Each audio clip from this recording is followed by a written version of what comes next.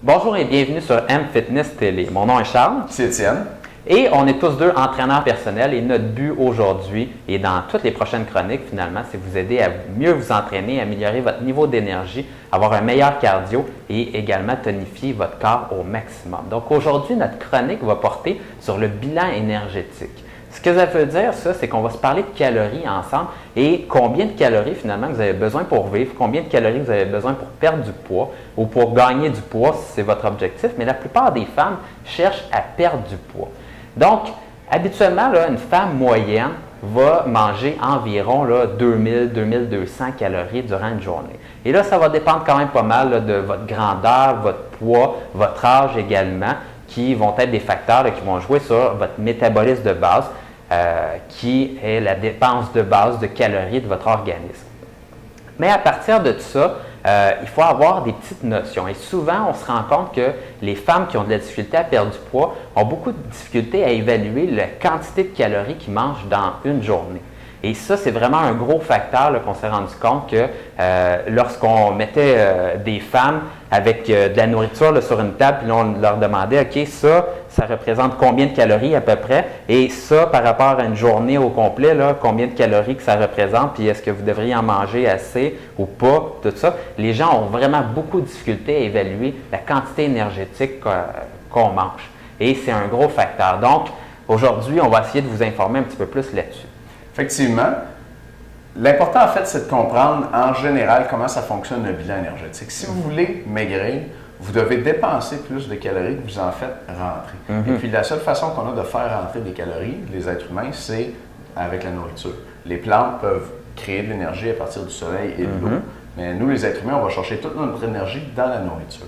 Et puis, l'énergie, ce qui est intéressant, c'est de la physique, c'est de la chimie. Et puis, il y a une loi de la thermodynamique que vous avez peut-être déjà entendue, qui dit que rien ne se perd, rien ne se crée, tout se transforme. C'est le premier principe de la thermodynamique. Ça veut dire, appliqué à la perte de poids, là, ça veut dire que si vous mangez moins d'énergie que vous en dépensez dans votre journée, votre corps doit aller chercher la différence quelque part. Il ne va pas la créer. Rien ne se crée. Et puis, la différence, il va aller la chercher dans vos réserves de gras. Donc, tout se transforme. Votre corps va aller chercher le gras qui est stocké sur votre corps et il va le transformer en énergie, il va brûler ce gras-là.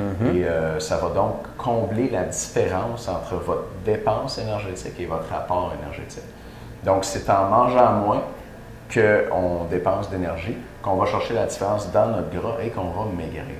Oui, excellent. Et souvent, on n'est pas capable, comme je vous disais plus tôt, de savoir combien de calories et à quoi ça ressemble dans une journée.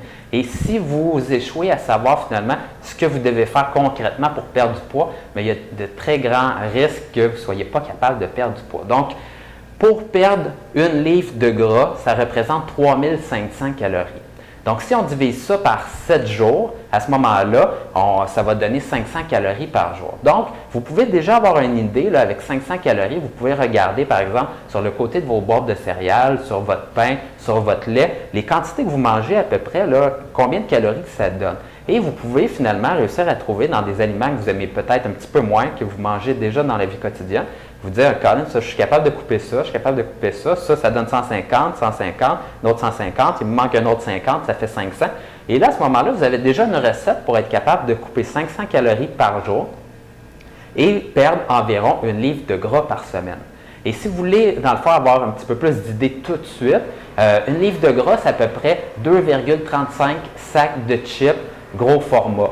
Donc, un gros format comme ça de chips, là, vous en mangez 2 plus dans le fond, 0,35 d'un troisième. Un tiers. Oui, c'est ça, à peu près un tiers, mais à ce moment-là, ça va donner à peu près une livre de gras. Et c'est à peu près 35 tranches de pain également qui donnent une livre de gras. Donc, vous pouvez voir là, ce que ça prend. Et c'est important également de faire la part des choses par rapport à la nutrition et par rapport au cardiovasculaire ou la quantité de calories que vous pouvez perdre durant l'entraînement. Faites juste un petit commentaire. Charles, on parle de 2 sacs de chips et un tiers ou 35 tranches de pain. Ça peut sembler beaucoup, mais dites-vous que ça, c'est sur une semaine. Oui, sur une semaine. C'est pas sur une journée. Effectivement.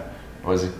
Et à ce moment-là, au niveau de l'activité physique et de la nutrition, c'est important de comprendre que la nutrition peut avoir un impact plus rapide et plus facile sur votre perte de poids que l'entraînement. L'entraînement, ça va être bénéfique et on s'est rendu compte dans des études scientifiques que souvent les femmes qui essayaient de perdre du poids seulement avec leur nutrition.